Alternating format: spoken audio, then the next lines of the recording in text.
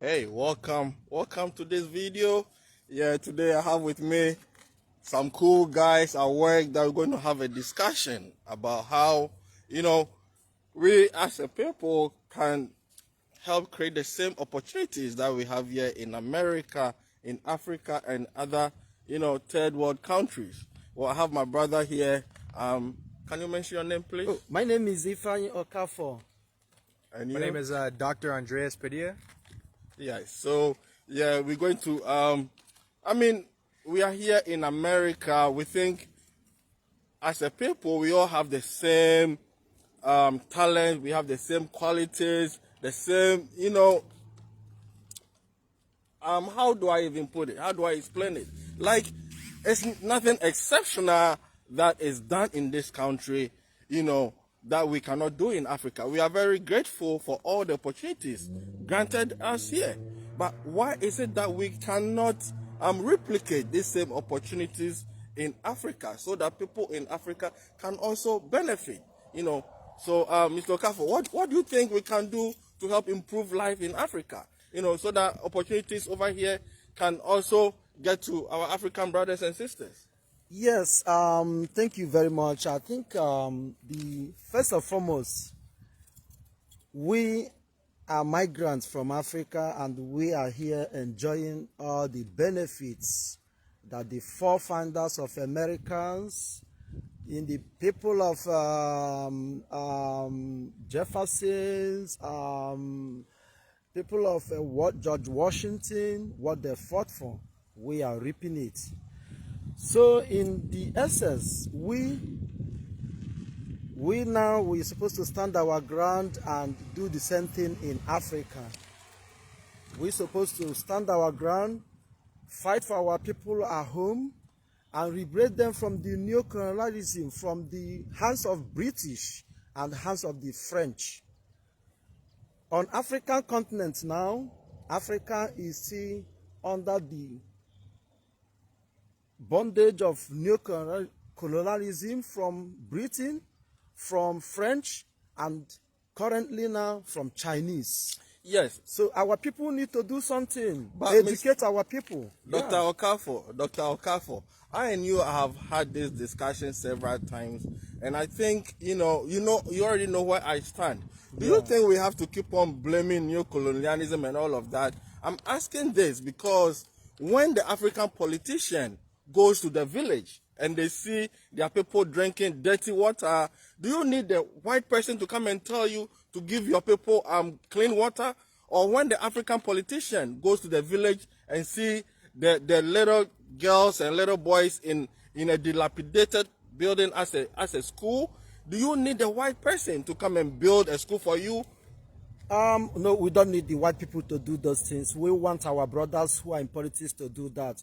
But the neocolonialism makes them handicapped. I will explain. Handicapped in the means that, assuming, for instance, Nigeria want to conduct an election, if you are very close to the United Kingdom politicians, they will tell you exactly who is gonna win, even when they are not there to cast their vote, because they have met the person that gonna win. They have reached an agreement. They have concluded the election before the due time. So what they do is that they keep on reaping the resources of the people.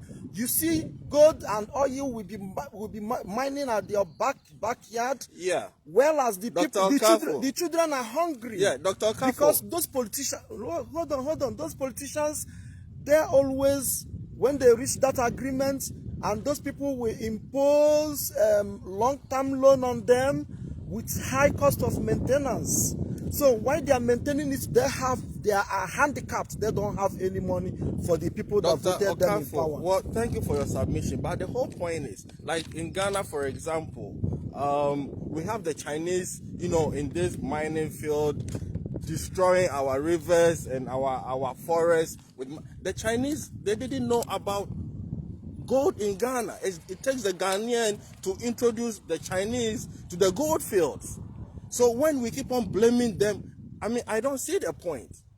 Dr. Padilla, you understand where I'm coming from? What can we do to better the lives of our people in Mexico, Africa, and other parts of the world that are disadvantaged? I think first and foremost, the most important thing is education. So if you guys don't have, that infrastructure to teach those young kids to become those doctors or lawyers where your home country is, I think that's where we need to start first. And we need to get that funding. And if you don't want those white investors to be coming in or those foreigners to be coming in and taking over your country and taking those investment opportunities, let's just help talk to the politicians to get those fundings, see if we could actually work that out between wherever you're at.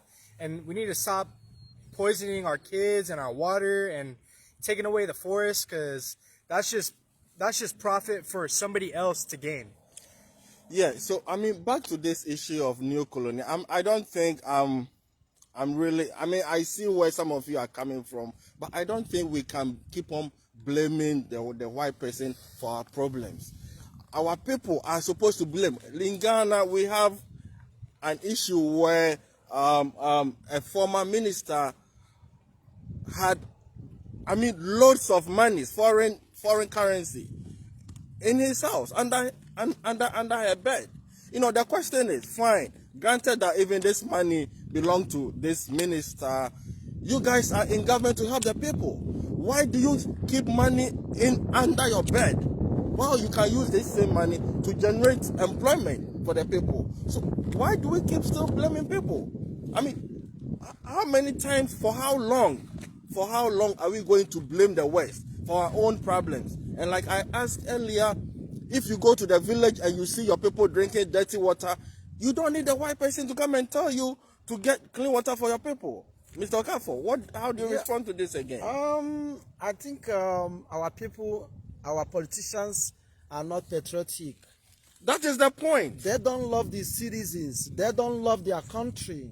So most of the people, they're just like garbage into politics without love. They are just there as a businessman who are trading on the innocent populace of the citizens. That is the whole point. Just to amass words. That is the whole point. And that still boils to the neocolonialism, because those people from the England who are always accepting this money that these guys are bringing to them to bank it, they know that those monies are stolen. They know that these people don't have any source of income, that these are public funds, and they will still accept it. Dr. Okafor, not to cut you short, but it takes two to tango. I mean, the white man did not force the African politician to bring his money or her money to America or to Europe or to Switzerland. So if you, as a politician, you see your people drinking dirty water and you take your money to Europe, to England, to wherever, who is to blame? We cannot keep blaming, the white, no. All our problems boils on the whites. I will explain. Don't worry, I will explain. Yeah, we are in first world country now. Assuming, for instance, now I know how much I'm making per month. Assuming now I just gather assuming $200 million, I'll take it to a bank. Do you think they will accept it from me? They will not, because they will ask me to bring my... Yes, how did you make that money? They will ask me to bring my income tax for the past 3 years. Exactly, 3 years. yes. They will ask me to bring my bank statement for the past 6 months. Because there are systems in place. To bring social security. Yes. Why don't they ask all those African politicians to do all those things? No, but the whole point is business. Governance is like business. If I'm by myself, you're going to bring me money for me to use to run my business, I don't care where you got the money from. Right? What do you say to that, Dr. Padilla? Well, it doesn't really take a lot of money when you're in a rural place. I think people need to come together and actually do something productive and helpful for your people. Like if you're in a small town and you know you need clean water, why doesn't everybody work together to get that clean water? Yeah, exactly. And also back to what we discussed earlier, you said something about the Bible, that the Bible has been translated into Swahili and into other languages. Why is it that we don't have like chemistry, physics, math translated into our local languages? And I told you that, you don't expect somebody from their country to come and translate it to you. We have educated people in Africa. We have educated people in Mexico. We have people who have attended the Harvards, the Yales, the Oxfords. They come here, they come to America, they go to England, they go to Europe, Japan. They see all the beautiful things. So why can't they replicate the same things in their country? This still goes to the robbed us of our educational system and value system. They robbed us of our cultural. So, Dr. Okafo, if we say they have robbed us off of our culture, yes. No, why do you sit down for somebody to come and rob you off? Meanwhile, these politicians, they send their children to England, they bring their children here for them to get the best of education. I mean, you know that there's better education somewhere. Why don't you replicate this same education for your own people? Why do we keep saying somebody rob you off of what? Listen, I can give you a big reason why that is because when you do leave those countries, we need those type of people to come back to your home country. You get those education, you get your money, and then you need to go back. Yeah. The reason why you don't go back is because you love it over here so much, or wherever you go, you leave that situation. But we need more people that are local to come back to their own.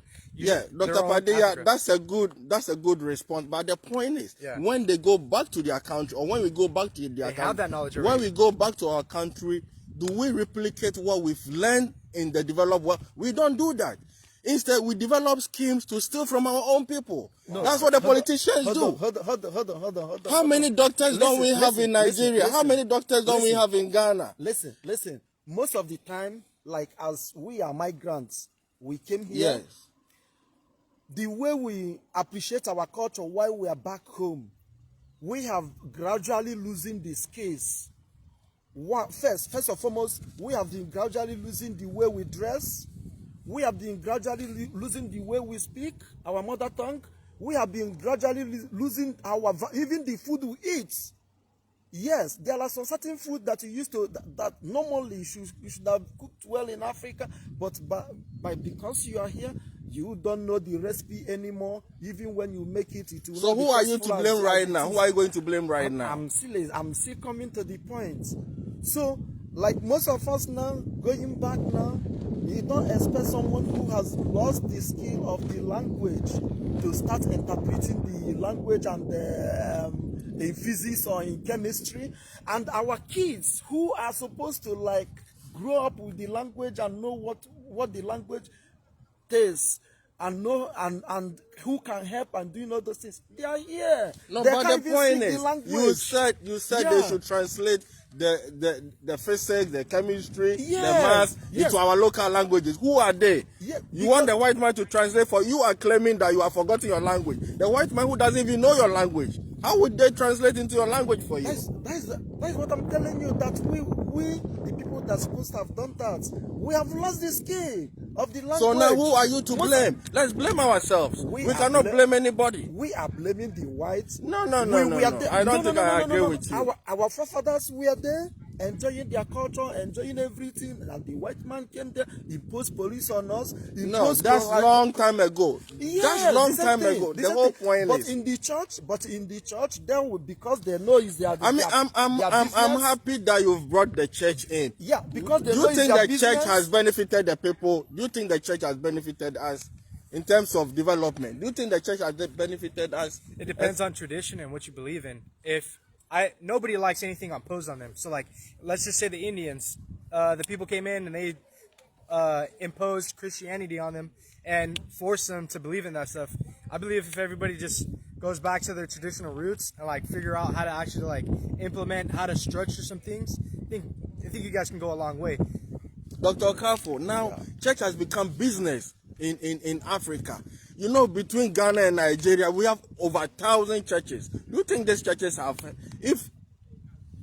I'm a Christian, I believe in God, but if our pastors and religious leaders are really going according to the principles and the doctrines, as enshrined in the Bible, life will be better in Africa. We have pastors going around even duping people. Truly, I'm a Christian. I believe in God. I believe in God, Father, Son, and Holy Spirit.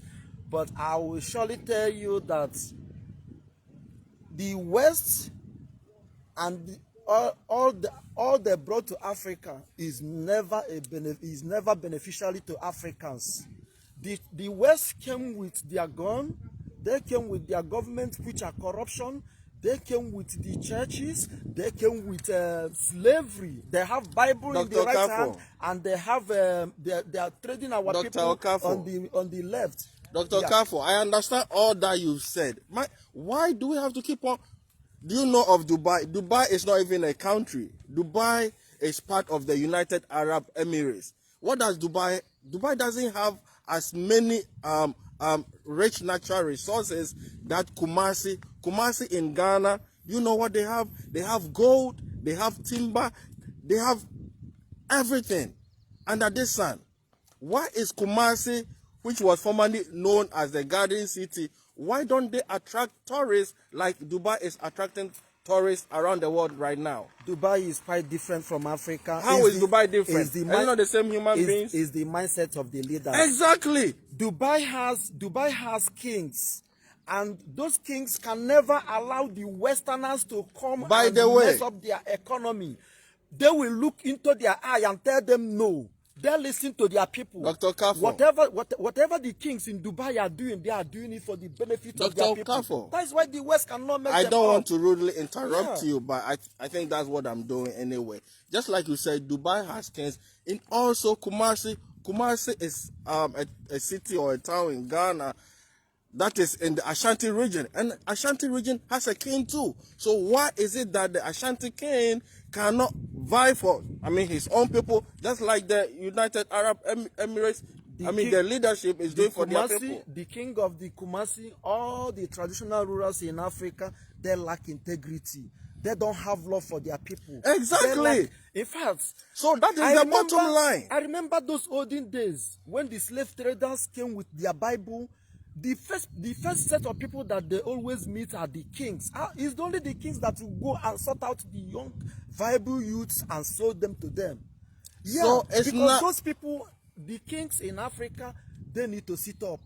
They need to go back and have a value system that they will appreciate human life, appreciate what God has given to them, appreciate the resources they have, and use it for the people. Exactly. So at the end of the day, we cannot keep blaming the West, blame America, blame Trump, that Trump has done this. Trump is the president of America. Trump will do what is good for his own people. We need leaders who think about the people in Africa. We need leaders who think about the people in Mexico and other countries. Now I've been saying something like, there is no excuse for any country not to develop, because there are blueprints for development. When you go on YouTube, you go to Google, you can go, I want to do this. I want to build a car. I want to build a road. I want to do this. There are blueprints. So there is no excuse for development. Dr. Padilla, what do you say to that? Is there that type of infrastructure over there in Africa? Can I get a computer and just do that? Google, get those blueprints that I need? Yes. If there is, then why? There needs to be a will for that. So we need people that actually want to be able to do that stuff, and it's just an outreach to people. I think we need more, television and more ads out there to show people that this can be done, and we need people to actually do it instead of just talking about it. And it takes money to do that as well. Actually, it's not even all about that, because even if you go like on national television and you try to educate the people about what they're supposed to, their rights and what they're supposed to have gotten from the government will fight against you. The government will, even the people you are trying to defend will be like, you want to cause a trouble for us and go back to United States or go back to the UK. problem is... So the problem is the mindset of the people are so poor. Then how do we change the mindset of the people? It's education. So we have to educate ourselves. Yeah, I think the only solution we in diaspora has is to go back, take the power, and show the people actually how it should be.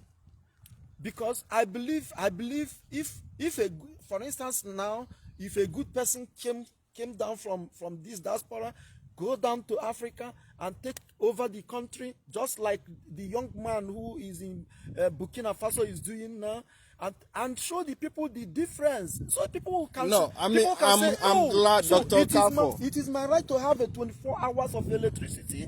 Oh, it is my right. Exactly. That's why we need to educate the people. It is my right to go to school, and the rain will not be beating me from. Dr. Okafo, talking about Ghana, talking about Ghana because that's where I'm from, and I mean I can talk more about Ghana as a country. Look at our first president, Dr. Kwame Nkrumah, what he came to do when he was president. I mean, I've always been saying that if subsequent governments built on what the Osagifo Dr. Kwame Nkrumah left, Ghana should not even be, I mean, having employment challenges, because Dr. Nkrumah even at the time built so many industries, but the subsequent government, when they came, they collapsed all the industries. So you cannot blame the white man or whoever for this. It's our own people. It's our own people. Now we have politicians who just come to power and all they are interested in is stealing money, building houses, taking their girlfriends on holidays abroad, stuff like that. You know, that is why last time I was telling you that I was going to write a letter to the President of America, President Donald Trump, so that he's going to stop all these politicians from, you know, bringing their children to America or send their children anywhere. Because the whole point is, if the politicians and their cronies who have been taxed to develop the country, Ghana, Nigeria, Mexico, whatever, they are not developing the country, but they are rather running our countries down, why should they be allowed to enjoy the benefits of other people's country? There is a say that said, if you want to become His Excellency, yes, make sure that the process of which you become His Excellency is excellent. So the problem lies in when someone wants to contest for an election, Western influence on the person. Western influence is that Western influence that makes the person to get into unusual bondage with them, and the person, even when the person wins the election, the person will always look like a goat towards them and do whatever they want and do whatever they're gonna benefit the West instead of his people and do what I don't know. No, but I mean this comes look back. At Africa is messed up. West should stay away from the electoral process. No, this of brings Africans. me back. They should stay away and allow the Dr. Africans Okafo, to elect someone who gonna lead them. Dr. Okafo, Yeah. this brings me back to the same question I asked. If you go to your village and you see the people drinking dirty water, I mean, do you need the white man to tell you to get your people in the village clean water? This is my problem. This is my problem. Well, this is my problem, Dr. Okafo. What do you have to say to that, Dr. Padilla? People need to just wise up and start voting presidents out. We need to figure Yeah, out exactly. Yep. We need to figure out who's going to be right for the job, and if they can't do it, they just need to get out of office. And the only way to do that is with numbers. The people speak for themselves. If there's no little people, there's nothing to run the ship, so there's no leadership. Exactly. Thank you, Dr. Padilla, for this submission. And this is why I'm calling on the youth of Ghana to, you know, kick this NDC, the present NDC and the past MPP out come 2028. Because for the past 40 years, if the NDC and the MPP, they meant well for Ghanaians, Ghana should have been way ahead somewhere. We shouldn't go to any country for funding. Listen, Ghana, we have cocoa. We have diamond, we have gold, we have oil, we have timber, we have manganese, we have iron ore. Recently, we discovered lithium. Lithium is one of the most sought after metals around the world. Electric cars. Yes, exactly. Electric cars, laptops, etc. Why are the people still suffering? Do you know with vast natural resources we have in Africa, there is no African country that has a single nuclear weapon. None of them. Dr. Okafo, this nuclear weapon. Wait. If you go to, okay, for instance, now Nigeria is almost, I think, the 60th largest oil producing nation worldwide. Yes. But they don't have single refinery. Even the only one that managed built by that richest man in Africa, Dangote, is unfunctional because. Oh my God! No, so I mean, how are we going to blame this on? How are we going to blame this on? And every country is being developed by their own people. So how are we going to blame Africa not being developed on somebody else? We have to develop Africa ourselves. We Yeah. cannot keep blaming other people That boils down to my initial question, initial suggestion I made before, that we, in diaspora, should make time, go to Africa and join the politics, become the leader, and give our people the best we can. I don't think I agree with you on that. Yes. The reason why I don't agree with you is there are people who have come here, studied in America, they go back to Africa, then they develop schemes to steal from their people. You see, so it's not a question of going back or whatever. It's about having people who empathize with their own citizens. We need to have leaders who care about their own people. Like the Osajifo Dr. Kwame Nkrumah. Osajifo Dr. Kwame Nkrumah, when he died, he didn't have any property. He did not have any property. But look at these politicians of today. They come to power, and in few months they want to build a house, they want to build a car, they want to do this, they want to do that. So at the end of the day, I believe it all boils down to having people who empathize. Having leaders who empathize with their people. What do you say to that, Dr. Padilla? I definitely think we need morals as a person. You know, you need to be trustworthy. You need to be like anything that has a good trait that you believe in, that needs to come with your city. Before you point at, oh, this is the white man's problem, this is somebody else's problem, point a finger at yourself and figure out what's the problem with you. Exactly. Why do you got to scheme your own people? All right. Okay. So well, I will encourage our politicians to be patriotic. Exactly. Be patriotic, love your nation, love your people, and care for them. Exactly. Give them at least the basic amenity. Exactly. Give them water, give them light, Exactly. give them good road, Exactly. give them school, give them hospital. Before you do that, you gotta hold people accountable. Yeah. Now, do you know that Nigerians are taking over Ghana? And I spoke to some of my Nigerian brothers. They told me that they are taking over Ghana because Nigeria, they cannot have 24-hour supply of electricity. Do we need a white person to tell Nigerians or the leadership of Nigeria to give their own people 24-hour electricity? This is my question. It has people the people in governance don't have that patriotism. So we have to love our continent. We have to love our people. So people keeps migrating, looking for better life. Exactly. For better life. That is how it Well, is. Okay, look at Mediterranean Sea. All the black Africans are dying there on daily basis in thousands. Exactly. So it hurts. do they even because they are going to Europe seeking for a greener pasture? Do they even have a roadmap? Do they even have the African Union, whatever they call themselves? Do they have a roadmap to build industries for the youth? African Union is failure. All the governments in Africa are failure. Yes, they are failure. Because they don't have any agenda for the people. They don't have any roadmap for the people. People are suffering, and these people can never sit down and discuss it. Well, at this point, it's a big shame. At this point, we think we have to call on all the youth of Africa and the youth around, other developed countries to, rise up to the occasion. They just don't have to follow politicians because a politician belongs to their tribe, or a politician is a Muslim, or a politician is a Christian, or we have to elect leaders who have proven themselves, who have good track record. Leaders who have proven that they love their country. Leaders who have proven that they love their people. It's not a question of, oh, this leader is a Muslim, oh, this leader is from this part of Ghana, or this part of Mexico, or this part of Nigeria.